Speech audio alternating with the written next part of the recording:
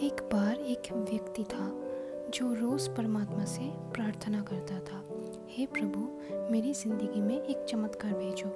मुझे एक संकेत दो कि आप मेरे साथ हो। दिन बीत गए, हफ्ते बीत गए, लेकिन उसे कोई बड़ा चमत्कार नज़र नहीं आया। धीरे धीरे उसका विश्वास कम होने लगा। एक दिन वो उदास होकर एक पेड़ के नीचे बैठा था। तब उसने देखा कि एक छोटा सा बीज ज़मीन पे पड़ा है। उसने सोचा, इस छोटे से बीज में क्या खास बात है।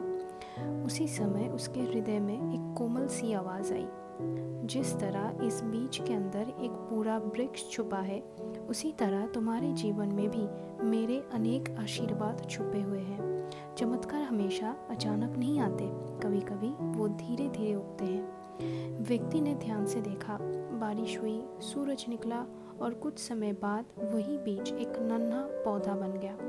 परमात्मा की आवाज़ फिर आई, तुम हर रोज़ किसी बड़े चमत्कार का इंतज़ार करते रहे, लेकिन तुमने उन छोटे चमत्कारों को नहीं देखा जो मैं रोज़ तुम्हें भेज रहा था।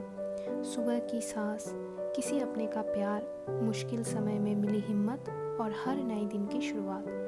तब उस व्यक्ति की आंखों में आंसू आ गए।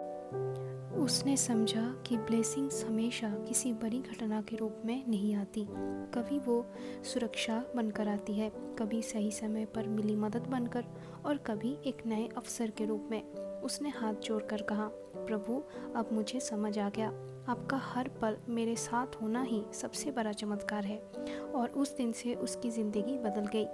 समस्याएं पूरी तरह ख़त्म नहीं हुई, लेकिन उसका नज़रिया बदल गया। जहाँ पहले वो कमी देखता था, अब वहाँ कृपा देखता था। जहाँ पहले वो इंतज़ार करता था, अब वहाँ विश्वास करता था।